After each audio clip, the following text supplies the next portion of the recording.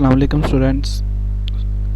बिस्मिल्लाहिर्रहमानिर्रहीम। स्टूडेंट्स, आज जो हम स्टार्ट करने जा रहे हैं, जो हमारे बाकी करियर बचे थे उनके बारे में हम पढ़ेंगे। ठीक है कि आप जो है वो अगर बायो पढ़ने के बाद जो है वो किस किस शोबे में अप्लाई कर सकते हैं या किस फील्ड में जो है वो आप इन हो सकते हैं। तो यहाँ पर हमारे पास नेक्स्ट जो शोबा है, ठीक है, उसका क्या नाम है, एनिमल हस्बेंड्री।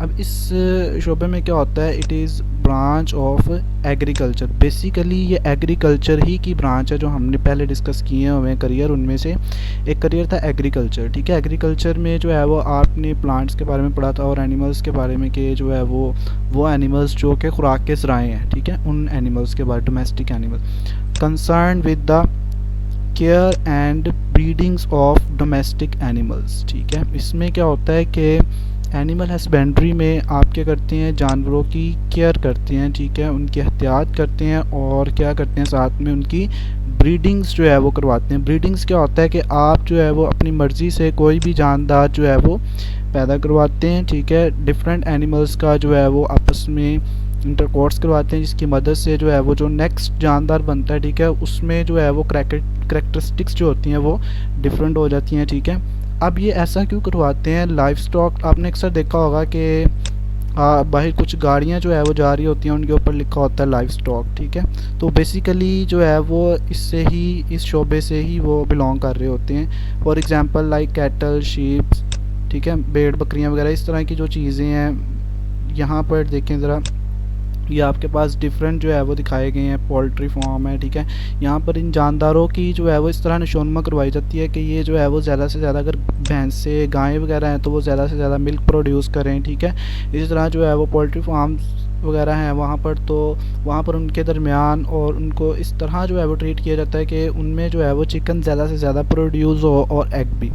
अच्छा, ये शोबा आप कब जो है वो अडॉप्ट कर सकते हैं, this course can be adopted after FSc pre medical. ठीक है, पहले आपको एनिमल हस्बेंड्री का कोर्स करना पड़ेगा। वो कब होगा, जब आप एफएससी प्री मेडिकल पास कर लेंगे। उसके बाद जो है वो बहुत सी यूनिवर्सिटीज़ ऐसी हैं जो कि इस फील्ड में जो है वो आपको करवाएंगी। नेक्स्ट आपके पास है हॉर्टिकल्चर। ठीक है, जितने भी आप देखते हैं बाहर आपके रोड्स के ऊपर फ्लावर्स वगैरह या इस तरह के जितने भी प्लांट्स वगैरह लगे होते हैं, तो उनको जो केयरिंग वाले बंदे होते हैं, ठीक है, उनका बिलोंग किससे होता है, हॉर्टिकल्चर डिपार्टमेंट से होता है। ठीक है, उस पर लिखा होता है PHA। किसी भी पार्क में चले जाएं आप, तो आपको वहाँ पर ये जो है वो वर्ड नज़र आएगा, PHA, पाकिस्तान हॉर्टिकल्चर अथॉरिटी। ठीक है, तो इसका काम क्या होता है, it deals with the art of gardening. ठीक है, जैसे मैंने आपको बताया, जिस किसी भी पार्क में आप जाएं तो वहाँ पर आपको जितने फ्लावर्स वगैरह या जितने जो है वो ट्रीज़ वगैरह नज़र आ रहे होते हैं, ठीक है, बहुत प्यारे प्यारे फूल, तो वो तमाम के तमाम जो है वो कौन सा शोबा उसको कंट्रोल कर रहा होता है, horticulture. Horticulturist work for the betterment. ठीक है, हॉर्टिकल्चरिस्ट जो होता है वो बेटरमेंट, बेहतरी के लिए काम करता है। किसकी बेहतरी के लिए, existing varieties and for the production of new varieties of ornamental plants and fruits plants.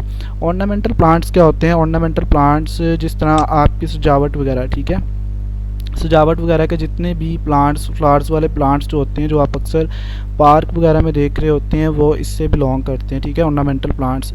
यहाँ पर अगर आप इस पिक्चर में देखें तो यहाँ पर ये आपको जो नज़र आ रहे हैं, these are all ornamental plants and इसको जो है वो किसी ना किसी हॉर्टिकल्चरिस्ट को जो है वो ये यहाँ पर पहले ग्रो करवाएगा नर्सरी में, और उसके बाद जो है वो किसी ख़ास पार्क में जो है वो जाकर इसको प्लांटेड करेगा। ठीक है, अब इसको जो है वो आप अडॉप्ट कब कर सकते हैं, biology student can be adopted after FSc pre medical. यहाँ पर बेसिकली आपकी बुक में जो वर्ड यूज़ हुआ है वो हुआ है HSE। ठीक है, HSE का मतलब क्या है कि हायर सेकेंडरी एजुकेशन। ठीक है, तो हायर सेकेंडरी एजुकेशन के बाद जो है वो आप इसको अडॉप्ट कर सकते हैं। हायर सेकेंडरी एजुकेशन में आपके पास कौन सी डिग्री होती है, एफएससी प्री मेडिकल। ठीक है, नेक्स्ट स्लाइड की तरफ मूव करते हैं। इसमें आपके पास जो नेक्स्ट स्लाइड है दैट इज़ फार्मिंग। फार्मिंग में क्या होता है, it deals with the development and maintenance of different types of farm. ठीक है, इसमें जिस तरह मैंने जो है वो लास्ट स्लाइड में आपको दिखाया, डिफरेंट फार्म्स जो बने हुए थे, उसमें जो एनिमल्स हैं, ठीक है, उनकी मेंटेनेंस, उनकी डेवलपमेंट, ठीक है, उनकी ग्रोथ वगैरह को जो देखना होता है। ठीक है, फार्मिंग में different forms type. For example, some forms animals breeding technology is used and produce more proteins and milk. ठीक है, अब कुछ जो साइंटिस्ट आप कह सकते हैं, बायोलॉजिस्ट या जिस जो फार्मिंग के शोबे में काम कर रहे होते हैं, वो उन जानदारों के दरमियान इस तरह की ब्रीडिंग की टेक्नोलॉजीज़ को इस्तेमाल करते हैं और उनकी जो प्रोडक्शन होती है वो बढ़ा देते हैं। ठीक है, अब उसमें क्या होता है, उसमें कह रहा है कि यहाँ तो उन्हें ज़्यादा से ज़्यादा क्या मिले, प्रोटीन यानी कि गोश्त मिले और साथ में उन्हें मिल्क मिले। अब जो जदीद जो फार्मिंग हो रही है वो इसके ऊपर हो रही है, ऑस्ट्रिच के ऊपर। अगर आप देखें तो ये एक ऑस्ट्रिच फार्म है। ठीक है, अब आपको पता है कि आजकल जो है वो इसका ज़्यादा दौर चल रहा है और इसकी जो प्रोडक्शन है वो ज़्यादा से ज़्यादा करवाई जा रही है ताकि हम अपनी गोश्त की ज़रूरियात को पूरा कर सकें। Similarly in fruit farms different fruit yielding plants are grown. ठीक है, अब फ्रूट की जो फार्मिंग है उसमें भी आपने अक्सर देखा होगा कुछ फ्रूट्स आपको इस तरह मिलते हैं जो बेमौसमी, ठीक है, अब मौसम नहीं है तो उस मौसम में जो है वो दूसरे मौसम के आपको फ्रूट्स मिल रहे हैं, तो वो भी जो है वो फार्मिंग के ज़रिए हम क्या करते हैं, उनकी प्रोडक्शन करते हैं और फिर जो है वो फ्रूट्स आप किसी भी सीज़न में खा सकते हैं, कोई भी fruit. This profession can be adopted after any one course agriculture, animal husbandry और फिशरीज़। ठीक है, अगर आपने इनमें से कोई एक कोर्स कर लिया तो उसके बाद जो है वो आप फार्मिंग का पेशा भी इख्तियार कर सकते हैं। नेक्स्ट है फॉरेस्ट्री। फॉरेस्ट्री जो है वो आपको पता है कि जंगलात से ही निकला हुआ है। ठीक है, in forestry professionals look after natural forest. ठीक है, अब जो इन फॉरेस्ट्री के अंदर काम कर रहे होते हैं फॉरेस्ट्री डिपार्टमेंट के अंदर, ठीक है, वो क्या करते हैं, लुक आफ्टर नेचुरल फॉरेस्ट। ठीक है, वो नेचुरल जो फॉरेस्ट जो कुदरती जंगलात हैं उनको देखते हैं and advise to government for planting and growing artificial forest. और जो है वो गवर्नमेंट को बताते हैं कि आप इस तरह करें कि आप जो है वो आर्टिफिशियल जो फॉरेस्ट हैं उनको बनाएं। ठीक है, अब उसका फ़ायदा क्या होता है, उसका फ़ायदा ये होता है कि आपका इन्वायरमेंट जो होता है वो साफ़ सुथरा हो जाएगा। ठीक है, आपकी जो माहौल के अंदर कार्बन डाइऑक्साइड की मिकदार ज़्यादा, वो भी जो है वो प्लांट्स आपको पता है CO2 को यूज़ करते हैं फॉर फोटोसिंथेसिस, तो इसलिए जो है वो फिर फॉरेस्ट्री के डिपार्टमेंट में जो काम कर रहे होते हैं वो गवर्नमेंट को मशवरे देते हैं, उन्हें एडवाइस करते हैं कि आप जो है वो आर्टिफिशियल फॉरेस्ट भी लगाएं। जिस तरह हमारे पास कुदरती फॉरेस्ट की एग्जांपल है, जिस तरह मारगला हिल्स, ठीक है, इस्लामाबाद आप लोग गए थे और वहाँ पर जो जंगलात था पहाड़ियों के ऊपर, ठीक है, वो एक नेचुरल फॉरेस्ट था। अब यहाँ पर जो है वो एक चांगा मंगा का नाम सुना होगा, तो वो क्या है, वो आर्टिफिशियल है। Universities offer professional courses in forestry after HSc in biology और may be bachelor level study with botany and zoology. तो आप इस पेशे को कब इख्तियार कर सकते हैं, या तो आप हायर सेकेंडरी एजुकेशन, ठीक है, ये हायर सेकेंडरी एजुकेशन यानी कि FSc प्री मेडिकल करें, या जो है वो अगर आप ज़्यादा पढ़ लेते हैं तो आप जो है वो ग्रेजुएशन कर लें किसमें, बॉटनी और जोलॉजी में। ठीक है, उसके बाद जो है वो आप फॉरेस्ट्री का पेशा जो है वो इख्तियार कर सकते हैं। ठीक है, इसमें स्पेशल जो है वो पोस्ट भी आ रही होती हैं फॉरेस्ट ऑफिसर की। नेक्स्ट है हमारे पास this is the last career of biology biotechnology. ठीक है, वो कहता है it is the latest profession in the field of biology. Biology की फील्ड में ये जो है वो लेटेस्ट प्रोफेशन है और it is very interesting profession because many things are produce with the help of microorganisms. ठीक है, कि हम जो है वो छोटे जानदारों का इस्तेमाल कर कर बहुत ही फ़ायदेमंद चीज़ें प्रोड्यूस कर रहे हैं। किसकी मदद से कर रहे हैं, बायोटेक्नोलॉजी की मदद से कर रहे हैं। Biotechnologist work study and work for the production of useful products through micro organism. जैसे मैंने भी बताया कि बायोटेक्नोलॉजिस्ट क्या करते हैं, पढ़ते हैं और काम करते हैं किसके ऊपर, प्रोडक्शन, ठीक है, पैदा करवाते हैं क्या, यूज़फुल प्रोडक्ट्स यानी कि फ़ायदेमंद चीज़ें जो है वो आपको पैदा करके देते हैं। किसकी मदद से, माइक्रो ऑर्गेनिज्म की मदद से। माइक्रो ऑर्गेनिज्म में आपके पास फंजाई हो सकती है, माइक्रो ऑर्गेनिज्म में आपके पास जो है वो बैक्टीरिया हो सकता है। Many universities offer courses in biotechnology after HSE higher secondary education. ठीक है, बहुत सी यूनिवर्सिटीज़ ऐसी हैं जो कि आपको बायोटेक्नोलॉजी में स्पेशल कोर्सेज करवाएंगी अगर आप जो है वो हायर सेकेंडरी एजुकेशन या FSc प्री मेडिकल कर लेते हैं। इसके अलावा अगर आप जो है वो पढ़ने के बहुत ज़्यादा शौकीन हैं तो आप ग्रेजुएशन भी कर सकते हैं बॉटनी ज़ूलॉजी के साथ, उसके बाद आप इस पेशे को इख्तियार कर सकते हैं। यहाँ पर मैंने एक एग्जाम्पल जो है वो कोट की हुई है किसकी, इंसुलिन की। ठीक है, पुराने वक्तों में जो इंसुलिन थी वो किसी जानवर को जो है वो मारकर उसके पैंक्रियास से, लाइक रैट वगैरह इस तरह की जो चीज़ें थी उनसे निकाली जाती थी, एक्सट्रैक्ट की जाती थी। लेकिन आज के दौर में हम क्या कर रहे हैं, with the help of bacteria, this is a bacteria, ठीक है। इस बैक्टीरिया का ये डीएनए निकाला इन्होंने और इसके अंदर जो है वो एक इंसान, जो हेल्दी इंसान था, उसका जीन वाला इंसुलिन इसके अंदर ये लगा दिया, ठीक है। अब क्या हुआ, इसको ऐड कर दिया किसी दूसरे बैक्टीरिया के अंदर। अब जाहिर है वो बैक्टीरिया जब ग्रो करेगा, ये इसके अंदर ग्रोइंग हो रही है, तो इसके साथ साथ हमारा जीन जो इंसुलिन का था वो भी ग्रो करेगा, ठीक है। वो ज़्यादा से ज़्यादा इंसुलिन प्रोड्यूस करेगा, फिर हम उसमें से इंसुलिन को सेपरेट कर लेते हैं और वो फिर हम यूज़ करते हैं किसके लिए, शुगर के पेशेंट्स के लिए। तो ये एक बेस्ट एग्जांपल है आपके पास बायोटेक्नोलॉजी को समझने के लिए। इसके अलावा जो है वो आपने अक्सर जो है वो अल्कोहल का नाम सुना होगा, जो कि प्रोड्यूस करते हैं हम किससे, यीस्ट से, ठीक है, YEAST, यीस्ट। अब यीस्ट क्या होती है, यीस्ट आपके पास एक यूनिसेलुलर फंजाई है, ठीक है।